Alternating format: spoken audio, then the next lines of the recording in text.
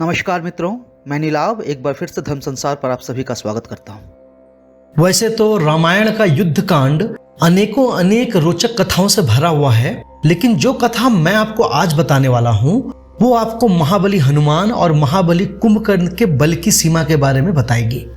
ये दोनों कितने बड़े वीर थे, इस कथा के माध्यम से हमें उसका कुछ अंदाजा मिलता है। लंका में युद्ध अपनी चरम सीमा पर था। श्री राम की सेना आगे बढ़ती जा रही थी और रावण के अनेक महारथी रण में वीर गति को प्राप्त हो चुके थे। अब तक रावण भी समझ गया था कि श्री राम की सेना को जीतना उतना सरल कार्य नहीं है जितना कि वो समझ रहा था। तब उसने अपने छोटे भाई कुंभकर्ण को जगाने का निर्णय लिया, जो ब्रह्मदेव के वरदान के कारण 6 महीने सोता रहता था। बड़े ही प्रयास के बाद कुंभकर्ण को समय से पहले नींद से जगाया गया। जब वो नींद से जागा तो रावण ने उसे स्थिति से अवगत कराया।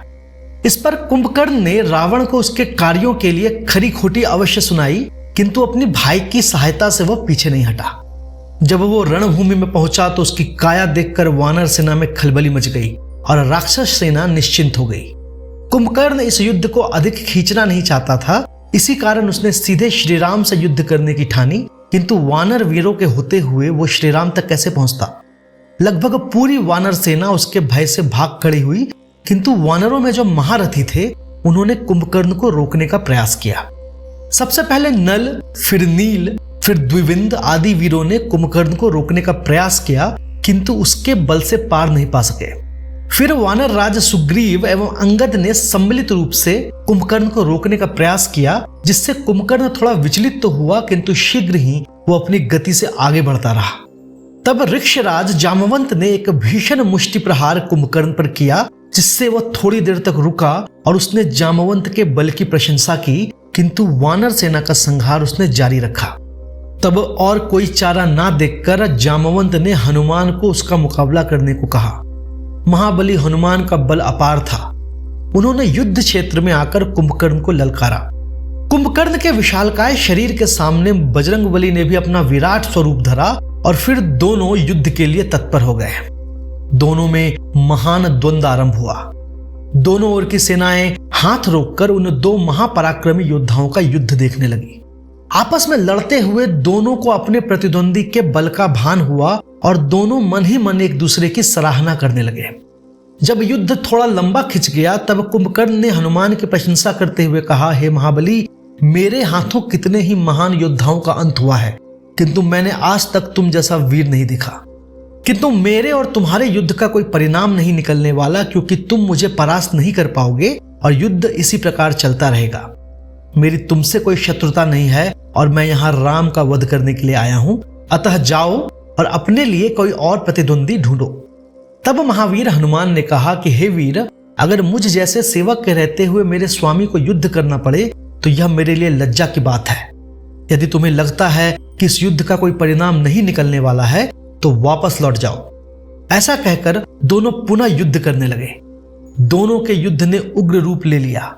तब कुंभकर्ण ने काल की भांति एक त्रिशूल हनुमान पर फेंका, जिसे हनुमान ने बीच में ही पकड़कर तोड़ दिया। इस पर कुंभकर्ण ने हतप्रभ होते हुए कहा कि आश्चर्य, ये त्रिशूल भगवान शंकर के त्रिशूल के समकक्ष ही था जिसे तुमने तोड़ दिया। तुम अवश्य ही रुद्रावतार हो। तब हनुमान ने क्रोधित होकर कहा कि रे राक्षस, अब मैं तुझ पर ऐसा प्रहार करूंगा कि तेरा अंत हो जाएगा। ऐसा कहकर हनुमान ने अपने असीम बल से वहीं पास के एक पूरे पर्वत को बात ही बात में उखाड़ लिया। जब कुंभकर्ण ने हनुमान का ऐसा पराक्रम देखा तो पुनः उसकी प्रशंसा करते हुए कहा कि हे वीर, तुम धन्य हो। तुम वास्तव में सभी वीरों से श्रेष्ठ हो, किंतु मैं वचन देता हूं कि यदि तुम्हारे इस प्रहार से मैं तनिक भी विचलित हुआ तो यह रणभूमि छोड़कर वापस चला जाऊंगा, अन्यथा आज मेरे हाथों राम का अंत होकर रहेगा। कुंभकर्ण की ऐसी चुनौती सुनकर हनुमान ने अपनी पूरी शक्ति से वो पर्वत कुंभकर्ण पर फेंका, किंतु आश्चर्य, महाबली के इस भीषण प्रहार से भी कुंभकर्ण अपने स्थान से तनिक भी नहीं हिला और कुंभकर्ण के वज्र तुल्य वक्ष से टकराकर वह पर्वत चूर चूर हो गया।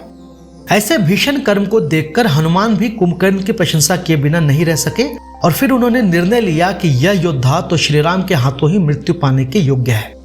उसके बाद कुंभकर्ण का युद्ध क्रमशः लक्ष्मण एवं श्री राम के साथ हुआ और अंततः श्री राम के हाथों उसकी मृत्यु हुई। यह जो कथा है यह रामायण और रामचरितमानस दोनों का भाग है। दोनों ग्रंथों में इस बात का उल्लेख किया गया है। विशेषकर इस घटना का उल्लेख करते हुए रामचरितमानस के लंका कांड में तुलसीदास जी ने कहा है कि जब कुंभकर्ण ने अपनी मुष्टि से पूरी शक्ति से हनुमान पर प्रहार किया तो महावीर हनुमान जैसे अति बलशाली योद्धा भी कुछ समय के लिए अचेत हो गए। यह कथा यह दर्शाती है कि उस काल के योद्धाओं का बल कितना अपार था। बजरंग बली तो वैसे भी अतुलित बलधाम कहलाते हैं, किंतु उस काल के उनके जो प्रतिद्वंदी थे उनका बल भी असामान्य था। हमें आशा है कि यह वीडियो आपको पसंद आया होगा। यदि ऐसा हो तो आप इसे लाइक कर सकते हैं और हमारे चैनल को सब्सक्राइब कर सकते हैं। इस विषय पर एक लेख हमने पहले ही धर्मसंसार.com पर प्रकाशित कर दिया है। इसका लिंक हमने डिस्क्रिप्शन में दिया है। यदि आप चाहें तो उसे वहां जाकर पढ़ सकते हैं। यदि धर्म संसार के वीडियो आपको पसंद आते हो तो आप उसे अपने मित्रजनों और अपने परिवारजनों के साथ साझा कर सकते हैं। हम शीघ्र ही एक नई और रोचक वीडियो लेकर आपके सामने प्रस्तुत होंगे। तब तक के लिए विदा चाहता हूं। जय महाबली हनुमान।